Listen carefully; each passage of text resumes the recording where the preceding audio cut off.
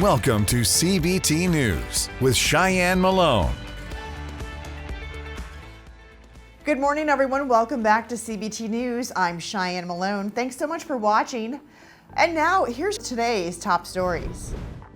Tesla posted a sharp decline in quarterly earnings on Tuesday, but was able to rally shareholders by announcing a launch timeline for its new affordable electric vehicle.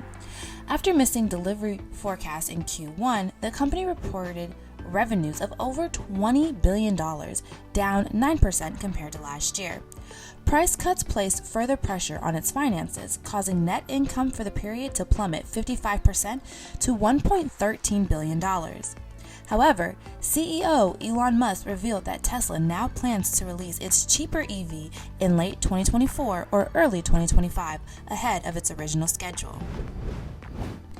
In the aftermath of its victory at Volkswagen's Tennessee plant, the United Auto Workers Union is turning its attention towards other automaker facilities. Its prime target is the Mercedes-Benz factory located in Alabama, where another union vote is scheduled for May. Speaking to Reuters, UAW chief Shawn Fain said that the organization's win in Tennessee, quote, breathes a lot of life into the organizing campaign everywhere. While some voices have said that Mercedes plant will be more difficult to unionize, Fain dismissed the notion, saying, quote, it's all the same. Workers either want justice or they don't. Vietnamese car brand VinFast has signed an additional 12 dealers in the U.S. as it looks to ramp up international sales of the VF8. When the new locations opened in the coming weeks, the company's franchise network will have expanded to 18 storefronts spanning across 7 states. David Duncan, Vice President of Sales and Marketing at VinFast's North American branch, said the partnerships would drive faster sales and establish, quote, a solid foundation for VinFast's strong growth in the U.S. market. Struggling EV startup Fisker has said it may announce bankruptcy in the next 30 days if it fails to obtain adequate assistance from its creditors. In a regulatory filing, the company revealed it missed an interest payment totaling $8.4 million and was planning on making another round of layoffs in an effort to offset costs. Fisker's board of directors has also appointed a chief restructuring officer with experience in advising businesses through Chapter 11 bankruptcies. Don't go anywhere. We'll be right back with Kevin Tyan, senior analysis at Bloomberg Intelligence, to discuss the latest automotive industry trends. CBT News is expanding its reach like never before and is launching in over 70 million broadcasting households.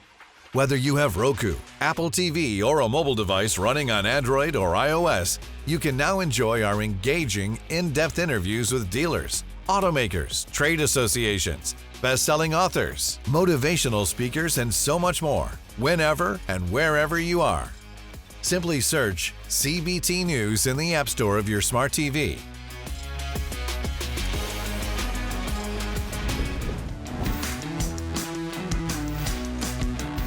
Can you elaborate on today's market conditions? What trends are you seeing out there?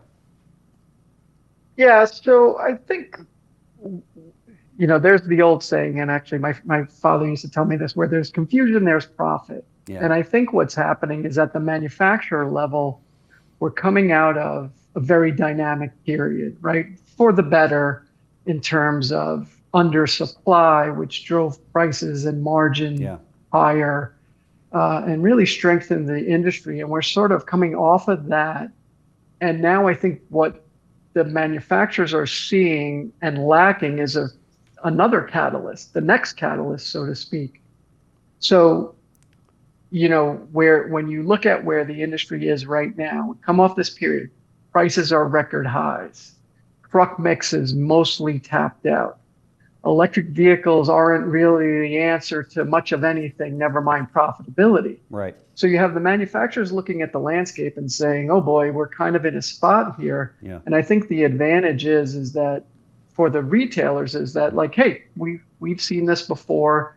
We've done this for a century plus. We do sales, we do distribution, we do after sales.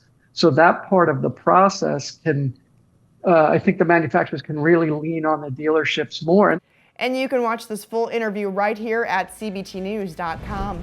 That wraps up our show for today. We do invite you right back here tomorrow morning on cbtnews.com. And remember, you can stay up to date with the most recent news and trends influencing the retail automotive industry by following us on TikTok, LinkedIn, Facebook, and X, formerly known as Twitter.